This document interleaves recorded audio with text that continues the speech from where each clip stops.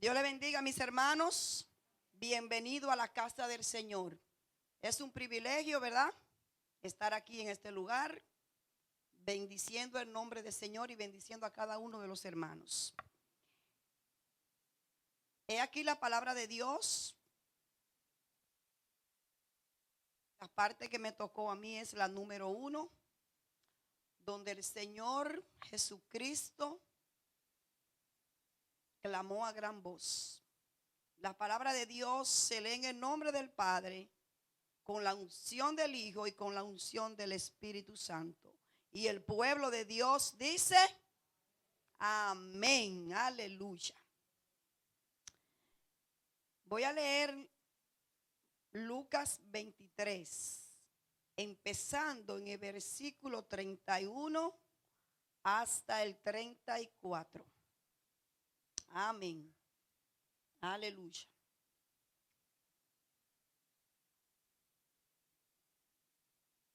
Lucas 23, versículo 31 al 34.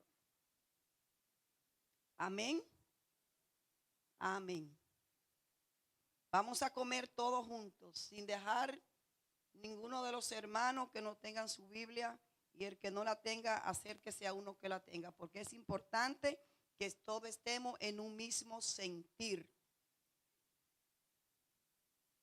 Porque si en el árbol verde hacen estas cosas, en el seco, ¿qué no se hará?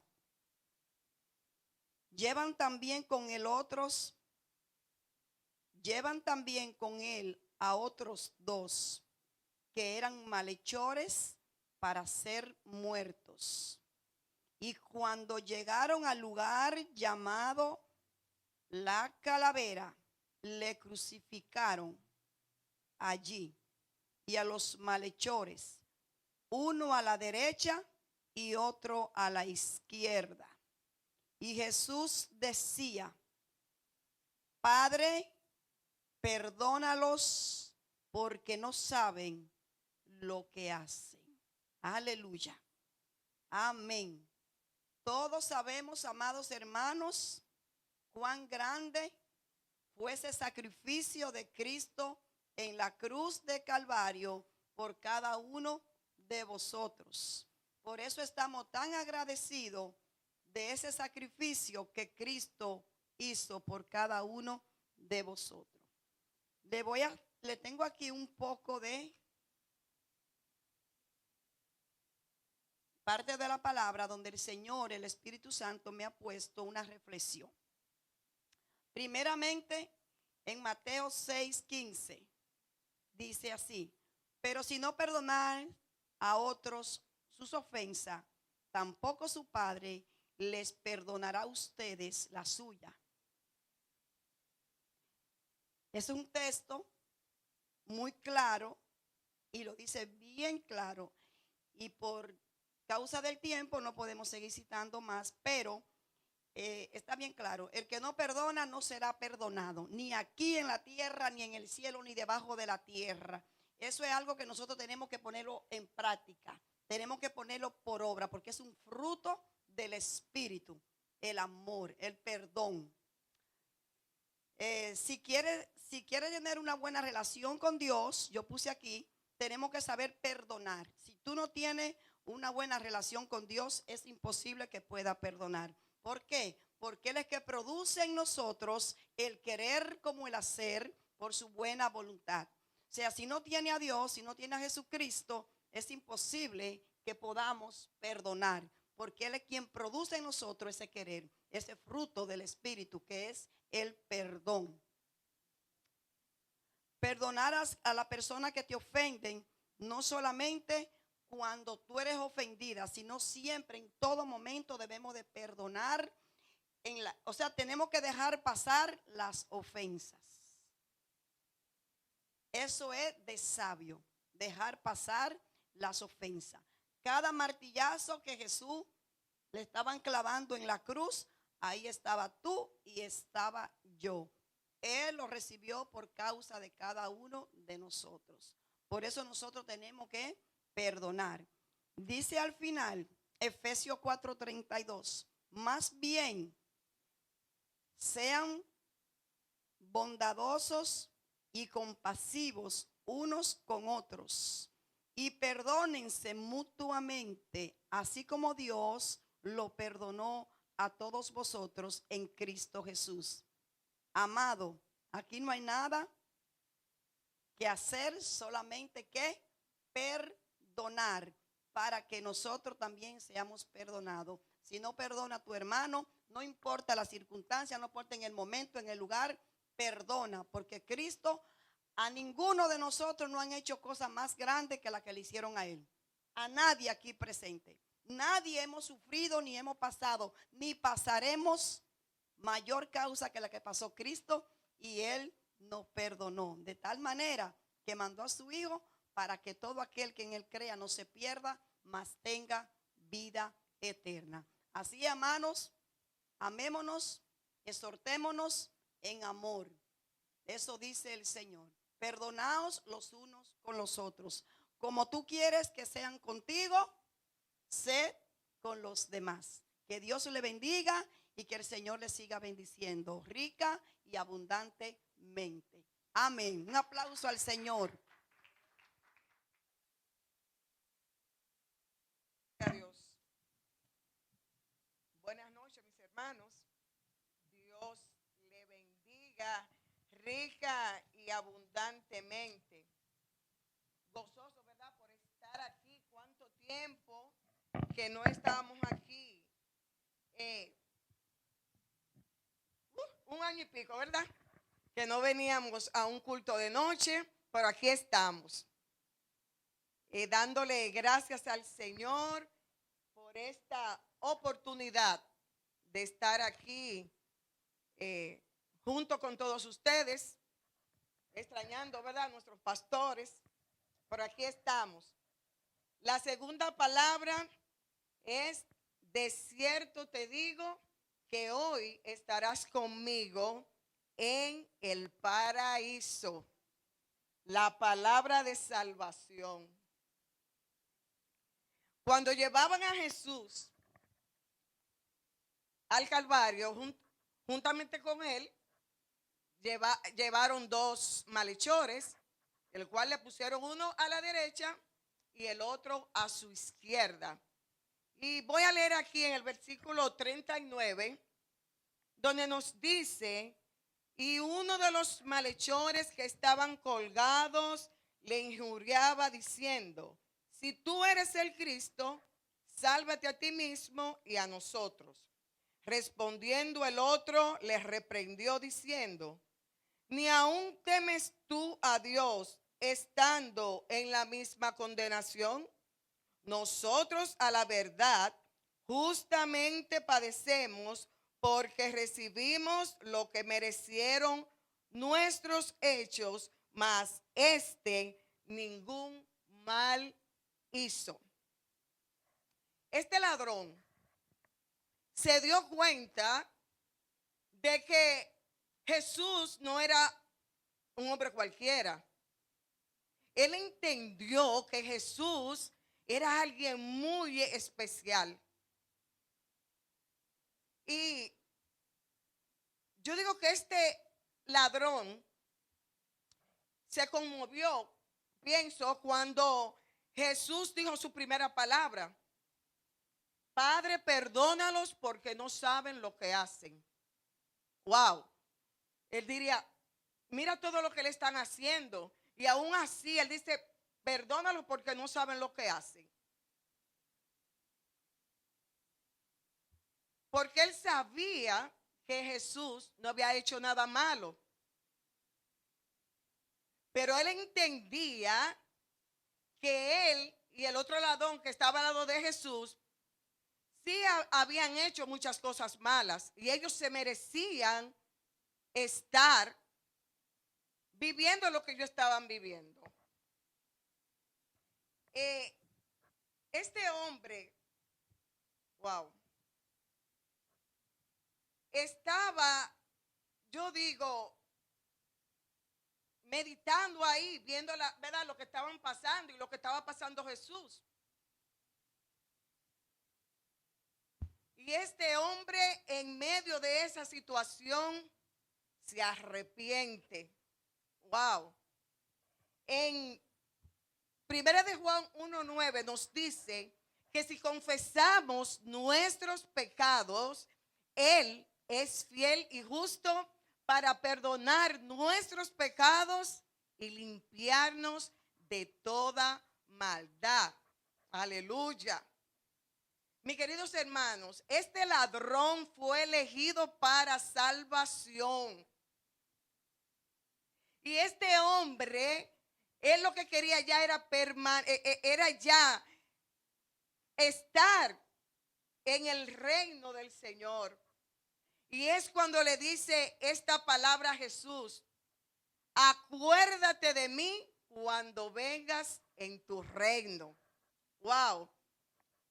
Y yo digo, qué privilegio tan grande tuvo este hombre. Estar al lado de Jesús y decirle estas palabras a Jesús: acuérdate de mí cuando vengas en tu reino. Y Jesús decirle: de cierto te digo que hoy, en ese instante, vas a estar conmigo en el paraíso. Aleluya. Wow, qué palabra, mis hermanos. Promesa de Jesús. Y así mismo, esa misma promesa nos promete Jesús a todos nosotros si nos arrepentimos y buscamos de Él. Tenemos esa misma promesa de que estaremos con Él en el paraíso. Wow. Yo meditaba esta tarde en estas palabras. Estaremos con Él en el paraíso. Y saben algo, hermano, para alcanzar el paraíso tenemos que perseverar en el camino del Señor, para que entonces podamos alcanzar ese paraíso, esa morada que el Señor tiene preparado para todos los que le aman. Alabado sea el nombre del Señor. El Señor quiere que todos formemos parte de su reino y reconozcamos que Jesús es nuestro Salvador. Aleluya. Y damos gracias al Señor porque sabemos que algún día estaremos seguros reinando con Él para siempre. Alabado sea el nombre del Señor. Viva Cristo, ¿verdad? Gloria a Dios. Aleluya. Seguimos dándole gloria y honra al Señor y celebrando en este gran día que es un cumplimiento. Si vamos a mirar las promesas, las profecías de Isaías, ya hablaba de este día donde el Señor fue vituperiado, murió en este día Él nuestros pecados, y por esa crucifixión tuvimos nosotros la paz que nosotros gozamos en este día. Además de las dos palabras que ya se dieron, hay una tercera palabra que el Señor también habló en la cruz, y está en el libro de Juan 19. Solamente encontramos esta tercera palabra en el libro de Juan. Vemos que en los demás evangelios comparten las demás palabras, pero en el libro de Juan solamente se encuentra esta tercera palabra. Juan 19.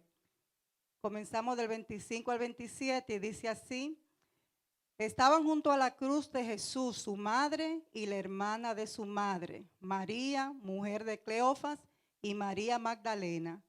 Cuando vio Jesús a su madre y al discípulo a quien él amaba, que estaba presente, dijo a su madre: mujer, he ahí tu hijo. Y después dijo al discípulo: he ahí tu madre. Y desde aquella hora el discípulo la recibió en su casa. Sabemos que estaba hablando de Juan. En esta tercera palabra, el Señor nos da una gran enseñanza. Diferentes enseñanzas podemos encontrar aquí. Podemos, por ejemplo, ver el ejemplo de lo que es un intercesor. Aquí el Señor está intercediendo por su madre. está poniendo la necesidad de su madre ante la de él, porque el que estaba padeciendo y el que estaba siendo azotado era él, pero él no miró su condición, sino que él miró la de su madre. Otra cosa que podemos encontrar en esta tercera palabra del Señor es el cumplimiento del cuarto mandamiento que nos habla Éxodo 20, donde está este mandamiento que es el único que tiene, que es un mandamiento con promesa: honrar padre y madre. La importancia de honrar a nuestros padres, la importancia de cuidar de ellos, la importancia de ver por nuestra familia, la responsabilidad que Jesús tomó aún en ese momento de su vida de dificultad, que quizá podía ser legítimo que él ni pensara en eso por el dolor físico que él estaba teniendo. Pero aún así él sobrepuso su responsabilidad delante de su madre, que en ese momento, y esta es una de las partes que muchas otras religiones toman como justificación de que María no tuvo más hijos. Pero si vamos a la investigación y al relato qué pasaba en esos tiempos, la palabra nos dice que Jesús no tuvo la aceptación de sus hermanos hasta después de la resurrección. Posiblemente había un conflicto familiar de donde los hermanos no estaban de acuerdo en estas cosas que Jesús estaba haciendo, sino que recibieron la revelación hasta después. Y posiblemente también José ya no estaba, quizá ya había muerto. Por eso el que estaba ahí María con Juan. Y por eso que el Señor posiblemente le da esta encomienda a su discípulo amado, a Juan, que ya había demostrado que podía contar con él. Entonces hay una enseñanza que tenemos en esta tercera palabra, el deber que tenemos con nuestros padres. Aún no importa la situación que estemos padeciendo, no importa si hay una necesidad, si estamos enfermos, tenemos una responsabilidad y el Señor Jesús nos la enseña. Nuestros padres debemos honrarlos, debemos cuidarlos, debemos procurar que ellos estén bien, olvidándonos de nosotros, porque siempre tenemos que, para que venga la honra, para que venga la parte de ese mandamiento, para que te vaya bien. No nos va a poder ir bien si no honramos a nuestros padres. Estemos jóvenes o estemos mayorcitos. Amén. Amén. Dios le continúe bendiciendo, mis amados hermanos. La cuarta palabra que pronunció nuestro Señor Jesucristo la podemos encontrar en el capítulo 27 de San Mateo, en el versículo 46. La palabra se lee en el nombre del Padre, del Hijo y del Espíritu Santo. Cerca de la hora novena, Jesús clamó a gran voz diciendo: Elí, Elí, lama sabactani. Esto es: Dios mío, ¿por qué me has desamparado? Según las Escrituras y los historiadores, desde su aprehensión en la madrugada del jueves hasta su muerte en la hora novena, alrededor de las 3 de la tarde, pasaron alrededor de unas 12, uno dicen 12, otros dicen 14 horas, en la que desde el principio Jesús estuvo padeciendo de un gran sufrimiento. Al llegar a Getsemaní, la palabra nos dice que él le dijo a quienes lo acompañaban, Jacobo, Pedro y Juan, que él estaba triste, que su alma estaba triste hasta la muerte. Quiere decir que en ese momento él ya estaba sintiendo un gran dolor en su corazón. Quiere decir que en ese momento ya él estaba sintiendo una gran tristeza. Y dice que ya cuando él se fue a solas a orar, en agonía, él sudaba como gotas de sangre. Y todos sabemos que esta es una condición fisiológica que puede ocurrir cuando se expone a un estrés emocional o físico extremo. Entonces, él en su condición física vemos que ya estaba con un gran sufrimiento. No podemos dudar de que fue sometido a un maltrato físico y emocional. No voy a entrar en los detalles porque todos sabemos, pero sabemos de los latigazos, sabemos de la corona de espinas, sabemos de la cruz que tuvo que cargar, de los clavos que clavaron en sus manos y en sus pies. Quiere decir que para la hora novena, cerca de la hora novena, cuando él pronunció estas palabras, ya su condición física estaba totalmente deteriorada. La humillación y la blasfemia sobre él en su máxima expresión. Y en ese momento específico, cuando él expresa, cuando él hace esta exclamación, Dios mío, ¿por qué me has abandonado? En él está cayendo el peso de todos nuestros pecados, de todo el pecado de la humanidad, desde la creación y a través de todos los tiempos, de un sufrimiento que nadie ha padecido ni nadie lo va a padecer. Y él está ahí en la cruz pagando el precio que nos tocaba a nosotros. Él está ahí en la cruz siendo pecado. Uno que no conoció el pecado, pero ahora está siendo pecador. Y encima de todo eso, el peor sufrimiento quizás que Jesús cargó fue recibir la ira y el abandono de su Padre Celestial. Y ahí estaba Jesús en esa cruz, solo y abandonado. Y se podría decir que quizás pensaríamos, o los que estaban ahí pensaron que ya era el final, que todo estaba llegando a su final, que ya no había esperanza para nada. Pero Dios, que es un Dios misericordioso, tenía otros planes. A través de ese sacrificio santo y de esa preciosa sangre derramada en la cruz, nos dio el perdón de nuestros pecados, la salvación y la vida eterna.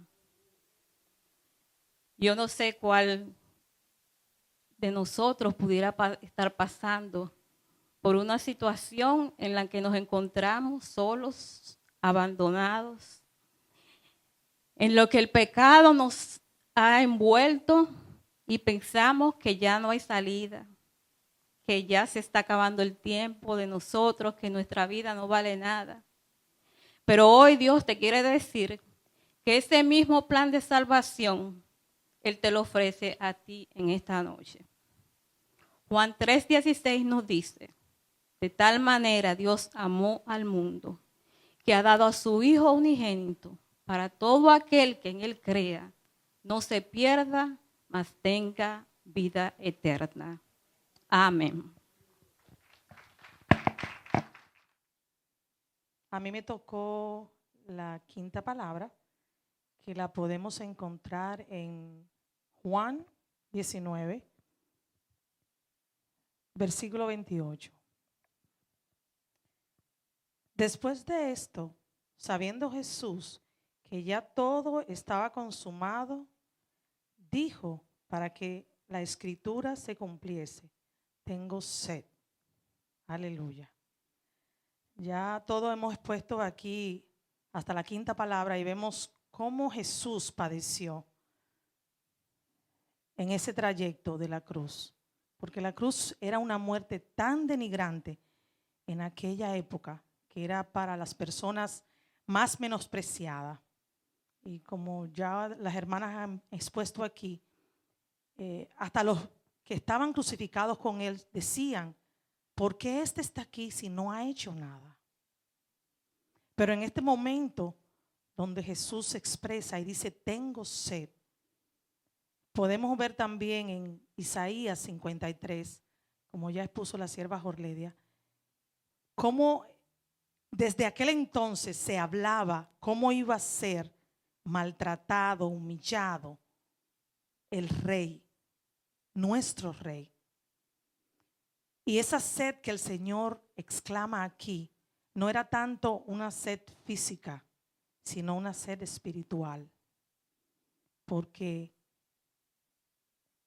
dio su vida por ti y por mí. Y al ver tanto pecado en él, todos nuestros pecados, hubo una separación entre el Padre y el Hijo en ese momento, donde el Señor se sintió solo, abatido, sintió las cosas que siente, supongo, el hombre. Pero aquí estamos hablando del sentido espiritual, cómo él se sintió. Y si podemos ver más debajo de la palabra, dice que hasta le acercaron vinagre, pero ese vinagre no es el vinagre que nosotros conocemos. En aquel tiempo se le llamaba vinagre a un vino que se preparaba de mala calidad. Lo que hicieron los que estaban ahí, los soldados, fue llenar una esponja y acercarla a su boca. Pero eso, ¿qué iba a hacer en Jesús? Si la sed que él tenía era la sed de su Padre. Pero como ya lo leí, ya él vio que todo estaba consumado. Y él lo que tenía era que esperar que se terminara de cumplir las Escrituras. ¿Qué sed tienes tú hoy de Jesucristo? Llena tu vasija de esa agua viva, que es la que sirve para calmar nuestra sed para toda la vida y una eternidad. En el nombre de Jesús. La palabra número 6 se encuentra en Juan 19, 30. Dice la palabra, cuando Jesús hubo tomado el vinagre, dijo, consumado es. Y habiendo inclinado la cabeza, entregó el Espíritu. Amén. A través de cada palabra, mi hermano, leída en esta noche, podemos mirar que en cada palabra el Señor tenía un propósito con cada uno de nosotros. Si podemos mirar en la palabra 1, el Señor no está hablando ahí de perdón. En el segundo no habla de salvación. En el tercero no habla de su amor, de su devoción. En el cuarto él estaba hablando de la angustia. En el quinto de su sufrimiento y necesidad humana. Y en el sexto nos habla del triunfo, donde dice que consumado es. Cuando ya el Señor llegó cuando podemos mirar que cuando ya estamos aquí en la sexta palabra, podemos mirar que ya el Señor estaba en angustia, sufriendo, ya se sentía sin fuerza. Pero él hizo lo que el Padre lo mandó, pagó por completo, canceló la deuda, y por esa deuda pagada estamos usted y yo aquí. Por ese precio que el Señor pagó en la cruz de Calvario, eso no fue un grito de angustia, fue un grito de victoria el que el Señor hizo allí en la cruz de Calvario, porque ya nuestros pecados fueron pagados, los sacrificios fueron pagados, las profecías fueron pagadas, y ahora estamos bajo un nuevo pacto, bajo la gracia. Que esta palabra que cada día nos llenen el corazón a nosotros de que miremos la cruz, miremos a Jesús. La cruz es amor, Dios es amor, y que miremos cuán sacrificio tan grande hizo el Señor por usted y por mí, y que gracias a ese sacrificio hoy nosotros nos encontramos aquí. Consumado es, todo está pagado. He cumplido lo que el Padre me ha mandado hacer. La deuda está cancelada. Aleluya. Gracias, Señor. Como decía esa alabanza que cantaba la sierva, que nos amó y hizo todo lo que hizo, aún sin nosotros ser merecedores de ese sacrificio, porque como Dios pudo haber dicho, no lo hago, pero Él por amor a nosotros lo hizo todo allí en la cruz del Calvario. En Juan 17:4 nos dice, yo te he glorificado en la tierra, he acabado la obra que me diste que hiciese. Es decir, que todo fue hecho. Ya yo cumplí, ya lo hice. Lo que prometí, ya lo hice. Es decir, que ya no hay más sacrificio que hacer, porque el Señor allí en la cruz de Calvario lo dio todo por nosotros. En la cruz el plan se cumplió, el precio se pagó y al enemigo derrotó. Aleluya, gracias Señor, porque ya todo está hecho. Amén. Dios me le bendiga, mis hermanos.